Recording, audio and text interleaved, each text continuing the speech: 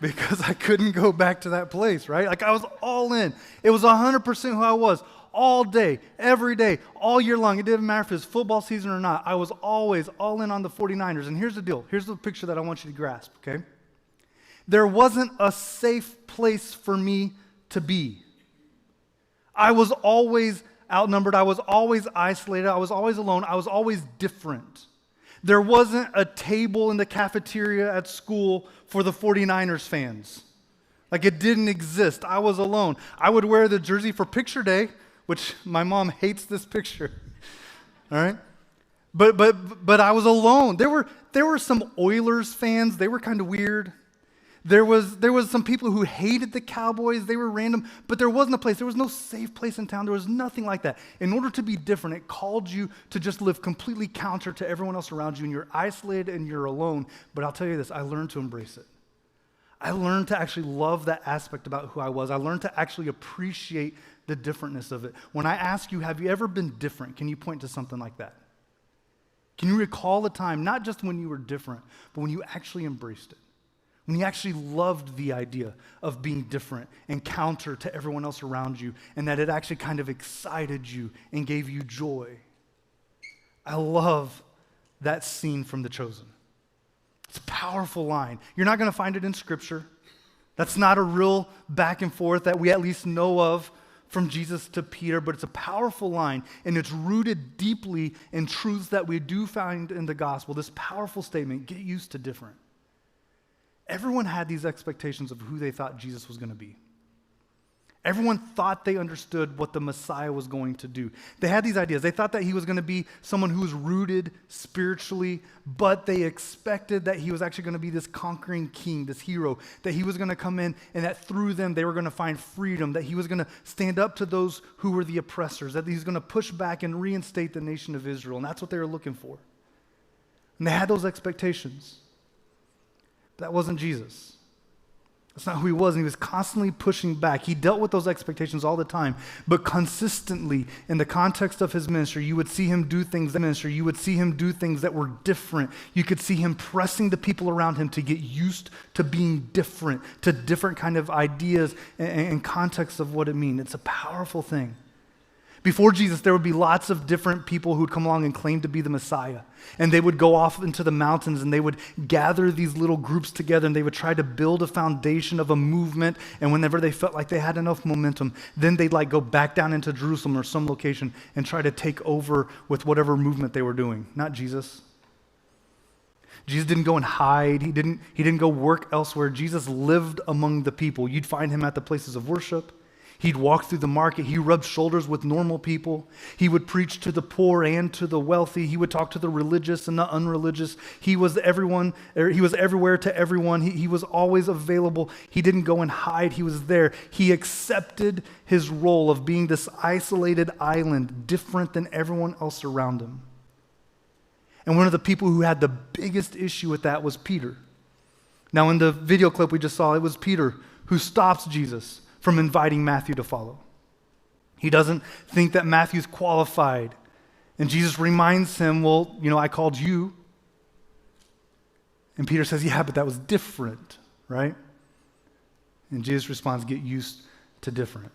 Peter did. It was hard for him. He was consistently getting it wrong. In fact, at one point in Jesus' ministry, he calls Peter Satan, because Peter keeps trying to do things in his way, in his expectations, and Jesus keeps pushing up against them and challenging everything that Peter believes. And later in his life, when it finally made sense and it clicked, he becomes the leader of the church, the early church as it's moving. And he writes a letter to Christians in this first century context, and he gives them some words that prove to me that he accepted this challenge of Jesus of getting used to different. And it looks like this. It's in 1 Peter chapter 2, starting in verse 11. He says, dear friends, I urge you as aliens and strangers in this world. Now we have to pause here because this is foundational for everything that we're going to talk about today. And I think it's probably foundational to a lot of what it is that we believe as Christians, okay? And I know that this isn't a new thought. If you've been in church for a long time, if you've been a follower of Jesus for a long time, you've probably heard this language before, and it's so common to us that sometimes we just breeze right by it. But we have to at least pause here and at least try to address this and make sure that we understand what we're talking about. From the moment that you make allegiance to Jesus, you have removed any allegiance to anything else. That you were of this world, but now you've pledged allegiance to Jesus, and now you are allegiant to something else, that you are no longer of this place. You now are choosing for yourself a life of alien and stranger. You are choosing to be different. That's what it means to follow Jesus. That we would not just live according to what the world around us would say, but that we would choose a life that is different. That we are aliens, we're strangers. We make a declaration of different, okay? This is powerful language, and it changes how we view ourselves. It also changes how we view the world around us. They're not the strange ones. People who are outside of Christ, they're not strange. They're not aliens. They're living in their natural habitat. It's us who's different, okay? And so Peter says, I urge you as aliens and strangers in the world to abstain from sinful desires which war against your soul. That's weird. This is real weird, especially in the culture that we live in right now. This is absolutely countercultural to anything that you'll find from culture or from this world right now. It's not weird to pursue your innermost desires in our world, is it? That in fact, it's the pursuit of your most base desires, which is how you can actually fulfill your ultimate being, fulfill your soul in the best way possible.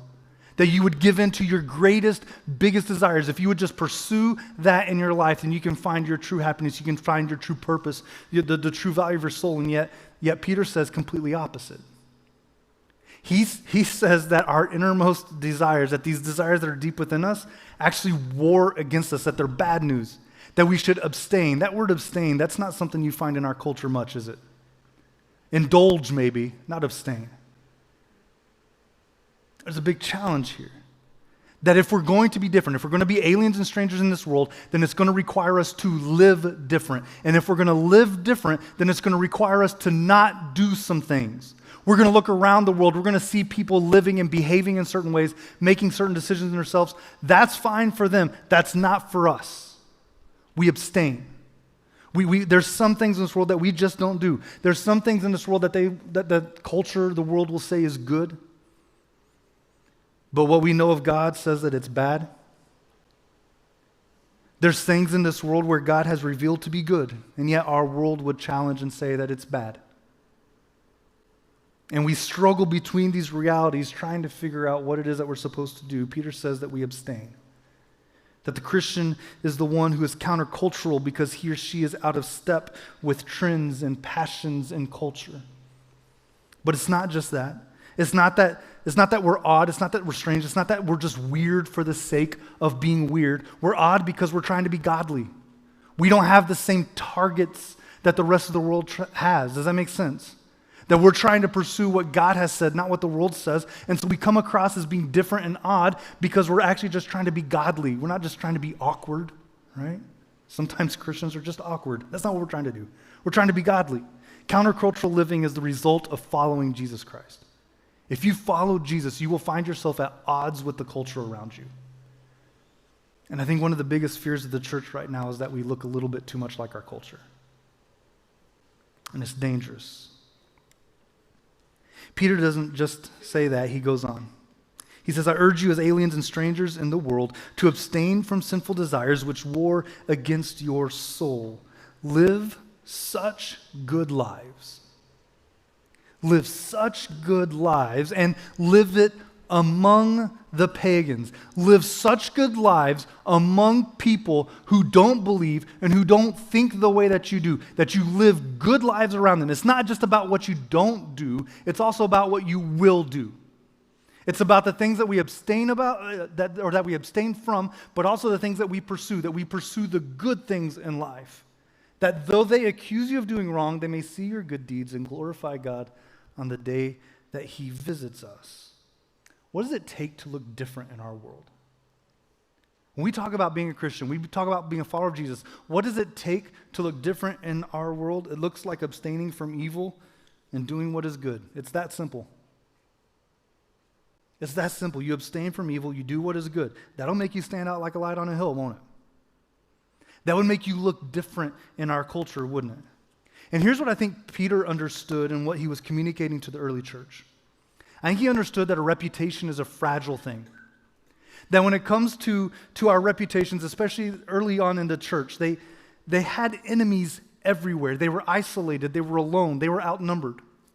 And there was a temptation for them to try to just blend in with the rest of the world. But they also understood this. They also understood that to blend in with the world would require them to concede some of their own beliefs. And they knew that they were at war. They knew there was contradiction. They knew that they would have to be countercultural. They also knew if everyone was against them that they were looking for opportunities to attack. If the whole world is against you and you are the enemy to everyone else, they're looking for opportunities to attack. And so the early church took on an ethic of blamelessness. They pursued righteousness and holiness. They took very seriously the idea of abstaining from sinful desires because they knew that if they failed, they knew that if they looked and lived like everyone else around them, that they lost their testimony to the world around them. I think Peter understood this as he's talking to them. And it wasn't just an ethic of blamelessness. They also accepted an ethic of good, that they didn't just try to not do bad things. They also looked for opportunities to do good, godly things within the world that was different than what anybody else would do. And I think these words for us are exactly right where we're at. If we're going to talk about being the bad guys, then we have to recognize that the world's against us, and we have to take very seriously an ethic of blamelessness and an ethic of doing good. We have to get serious about that stuff because otherwise they have ammunition. This is exactly why I think moral failures are such a huge deal in the church today. It's real. Sin's real. People struggle. People make mistakes. Yeah, there's grace and there's forgiveness, and I get all those things. And I know that we're all one decision away from ruining our lives or ruining our testimony. It's that close, and I get it. But this is what's on the line. When we fail, when we do it wrong, when we don't abstain from sinful desires, when we don't do the good in the world that we're called to do, we actually give ammunition to those who are working against us, and it makes us look no different. It makes us just blend in. So Peter tells us to live in such a way that even if they accuse you of doing wrong, your life says otherwise. And this is so significant to Peter that he doesn't just say it once. He repeats himself. In fact, what Peter does is he gives us an example of what that looks like, and then he repeats himself again. So Peter says this, "Submit yourselves for the Lord's sake to every authority instituted among men, whether to the king as a supreme authority or to governors." Can I just step in for a second here? One of the most countercultural things that we could do right now as a church is to be respectful of authority. I mean, just pause and think about it. How easy it is for us to just blend in with culture and be critical of everyone who's in position over us. Isn't that easy and normal and natural? What if you refused? What if you refused to speak negative about anyone in authority over you, whether you liked them or not, whether you agreed with them or not? What if you just chose to speak with respect? Man, that would get people's attention, wouldn't it? Quick, too. I think Christians used to be fairly good at this. I mean, I don't know, maybe not. I think they kind of were good at this, but somehow the political landscape in our culture has become so divisive that we don't have anything nice to say about someone if we didn't vote for them. And the flip is true as well. We don't have anything bad to say about someone if we did vote for them, and that's just as dangerous. What if we were just respectful? What if in the middle of a conversation, you actually said, "Oh, I have thoughts, but I'm not going to say anything out of respect to his position"? That'd make people pay attention, wouldn't it? That'd be different. It's not just politics. We've seen this happen in the context of the family and parenting, the denigration of authority of parents and their right to lead their family. You see this in the level within our schools and teachers and the ways in which they have lost authority. They've been challenged to the point that they have no respect. Our law enforcement. I mean, there's so many ways in which you can look through our culture and see how authority has been disrespected and denigrated and been brought down. What if as Christians, this is just one example, what if we would just start speaking in respectful ways about those in authority over us? Man, that would get some people's attention, wouldn't it? And then Peter says this, "For it is God's will that by doing good you should silence the ignorant talk of foolish men." He repeats himself. Respect authority. Abstain from sinful desires, even like the sinful desires that would cause you to be disrespectful to those in authority. Instead, do good. And then he comes back to us. It's God's will that by doing good, you should silence the ignorant talk of foolish men. He brings us right back to that idea. And that's ultimately what silences those who would work against us, who would oppose us, who would be our enemies. That if we act more like Jesus, that it puts more pressure back on those who would be against us. And here's the reality. We may be the bad guys. Our culture may work diligently to make us into the bad guys, but do you realize that in 2019, long before I even knew you existed, all right? In 2019, Cap City raised $100,000 for the purpose of removing and canceling out medical debt for people in this community. Some of you are a part of that. And they impacted this county, and they impacted counties around us, and we raised enough money that we had to go even beyond those counties. And then the process of the work here that we removed $10 million worth of debt for people in Kentucky. That's different, isn't it? That's doing God's good. That's not just abstaining from evil, that's finding opportunity to do good. And so we do God's good. And you know what? Even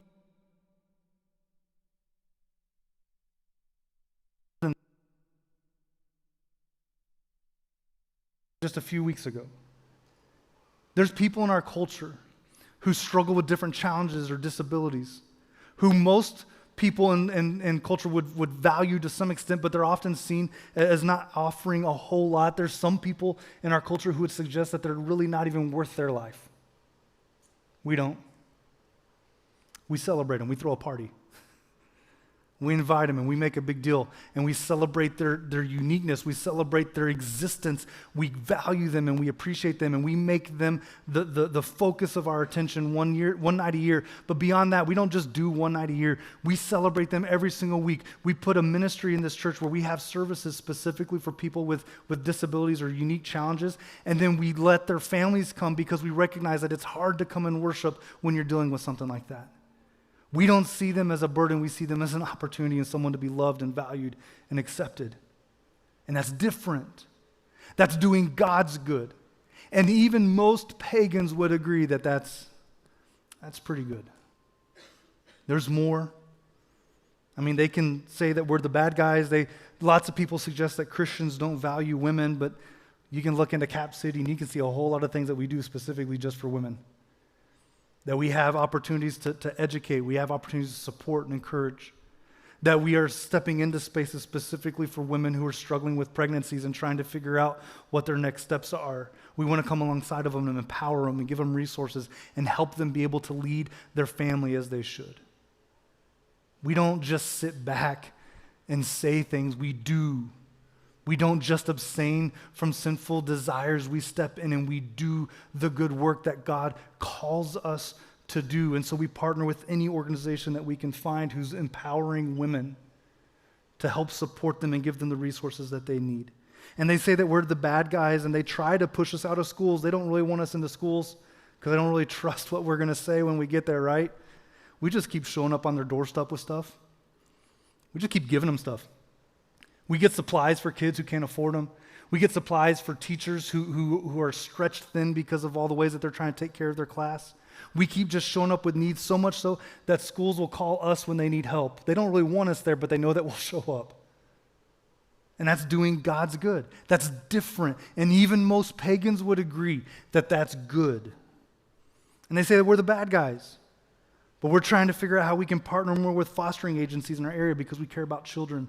And we know that kids who are growing up in rough environments need help, and we want to be there. We want to help.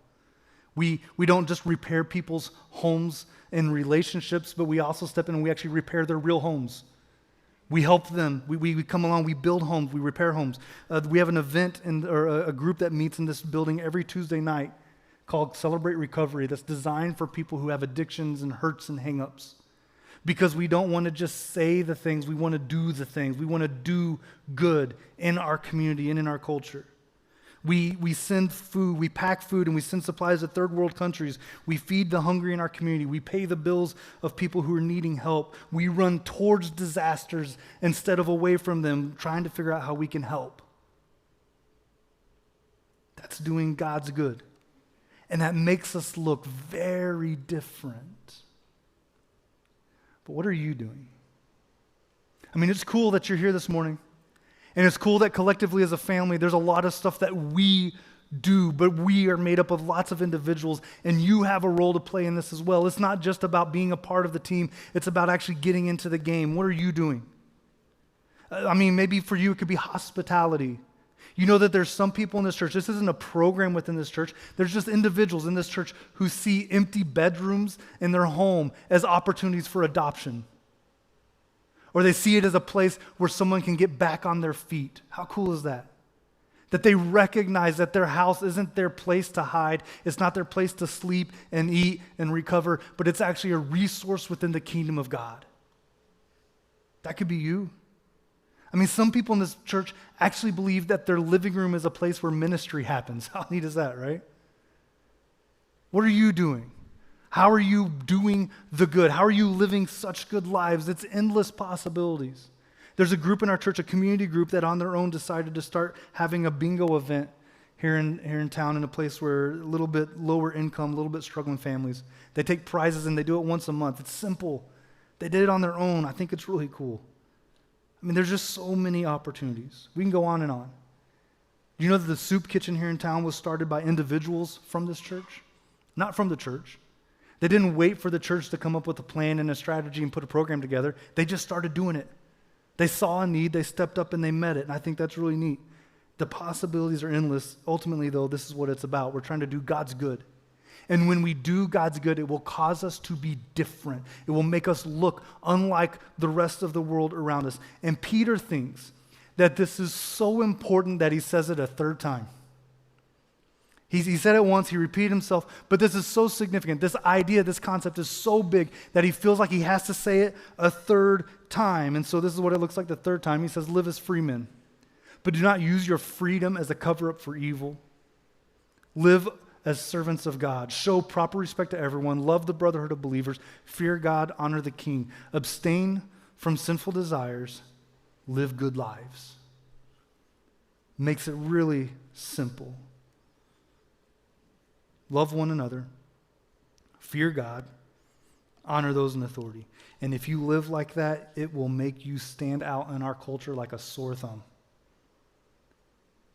It'll be like salt on something bland. It'll look like a light that's on a hill in the middle of the night. It's as different as being a 49ers fan in West Texas. It's as different as being a Kentucky fan in Durham, North Carolina. You can't hide. You can't blend in. You will stand out. You'll be different. Back in verse 12, we completely just flew by something that I think is a great landing spot for us here. It gives us a little bit better perspective. Peter tells us this. He said, live such good lives among the pagans that though they accuse you of doing wrong. We focused in a lot on that piece, and we focused on among the pagans. That's really important, that you would live your life in such a way that people can see it, that you wouldn't do it in seclusion, that you wouldn't just do it within the context of a church, okay? So as a family, we come together as a bunch of weirdos and strangers and aliens, okay? But we're doing good things together. It's not even about that. But that we would live such good lives among the pagans, which is, again, exemplified by Jesus and how he lived, that they may see your good deeds and glorify God on the day he visits us. Here's what's really cool. Jesus is coming back. And how cool would it be for him to catch you doing good? How cool would it be if you were in the middle of ministering to someone or caring for someone and Jesus showed up and you're like, hang on, Jesus, I'm done. Just give me a second. Like, how neat would that be? How cool would it be for him to catch us doing good? It's powerful. Have you ever caught your kids doing something good? Man, it's good for your soul, isn't it? He's coming back. But here's the other piece. It's not just that he's coming back. It's that when he comes back, we're all going to glorify him. We're told that when he shows up, every knee is going to bow and every tongue is going to confess that he is Lord. That's a powerful moment, and I can't wait for it to happen. I'm so excited about it. Do you know that when that happens, for some people, it'll be the first time they ever do that? It'll be the first time they ever proclaim Jesus as Lord. But it won't be that way for everyone. In fact, there will be some. There will be some who did it long before because they saw your good deeds. Your life is a testimony to the work of Jesus. And so we abstain from sinful desires because we are to be different. and we pursue the good. We live good lives because we're going to be different, and that by doing so, it will lead some people to recognize the goodness of our God in heaven, the goodness of our Savior Jesus, and it will cause them to glorify God well before he ever shows up. And that's what it's all about. It's time that we get used to different. How we live could be the very thing that causes those who oppose us to begin glorifying God before the day that he visits us. And so we get used to different. Here's what we're going to do. We're going to step into a moment of worship here, okay? We're going to do a song that is not necessarily meant for you to sing along, okay? If you want to sing and you like to sing, you feel free. But we're going to invite you really just to actually meditate on these words and spend some time in prayer over these words, this call to be different, and let it resonate deep within your soul. Would you spend some time considering what needs to change in your life? Jesus has stepped in. He's transformed you. He's made you new. He's made you into something better already, but there's still things that we hold on to, those sinful desires that we don't abstain from. It's time to move on. That there's the good things we know we ought to do, but we don't do. Scripture says that's sin. It's time for us to step up. It's time for us to be different. It's time for us to get used to different, to embrace it, to appreciate the excitement that comes in being different. Why don't you listen to these words?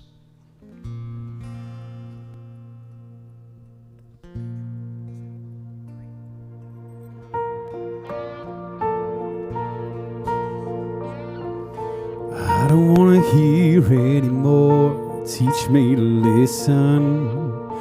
I don't want to see anymore. Give me a vision. You couldn't move this heart to be set apart. I don't need to recognize the man in the mirror. I don't want to trade your plan for something familiar. I can't waste a day. I can't stay the same.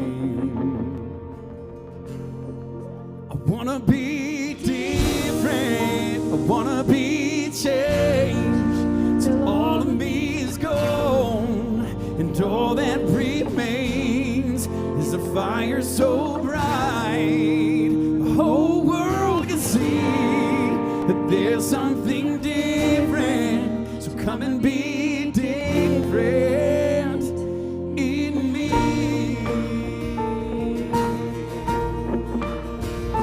And I don't want to spend my life stuck in the past.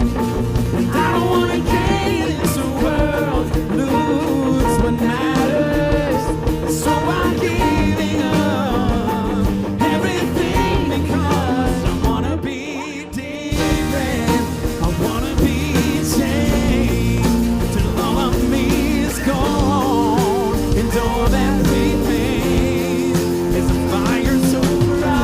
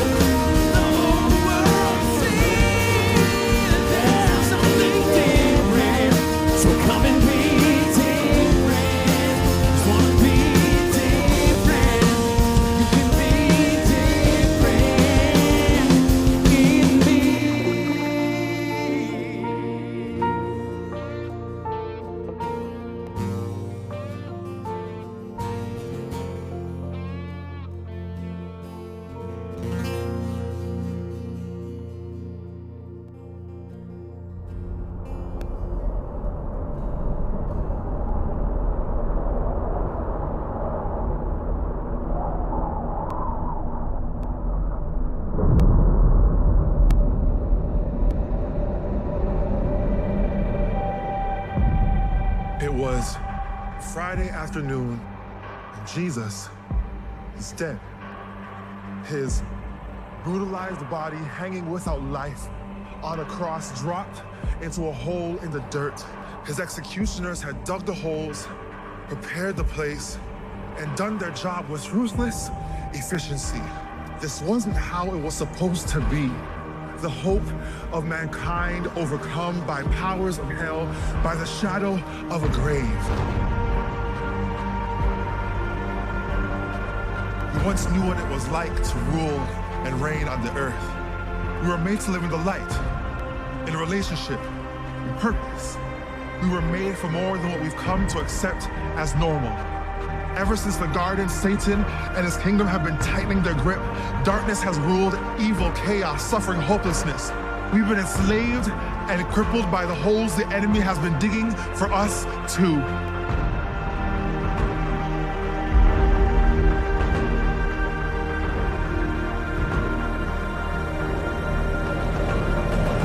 But instead of killing the Messiah, the cross became a catalyst for salvation. The hole that was dug to hold an instrument of shame and death was instead filled with an instrument to bring healing and new life. That's the way God is. Nothing is impossible with him. He's always restoring, always renewing, always able to take what was meant for evil and turn it for good, to take our graves and turn them into gardens. Why? Because he never gave up on his plan. He has never given up on us. He knows what we don't, that you can't have resurrection life without death. Jesus, he died so we can have lives of purpose and power over the grave. He is not dead, he is alive. And because he lives, we can live again.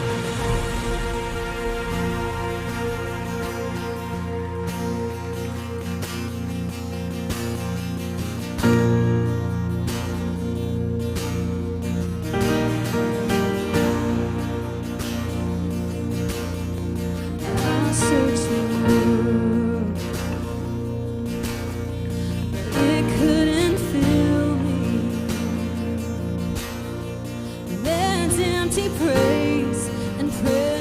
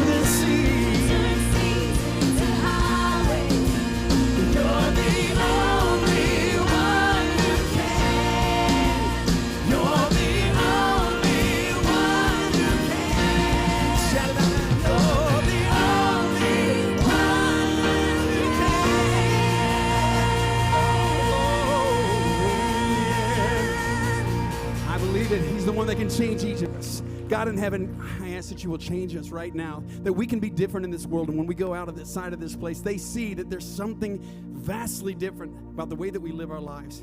We've given everything to you, and you're going to do something amazing with the lives that we had, and now something beautiful.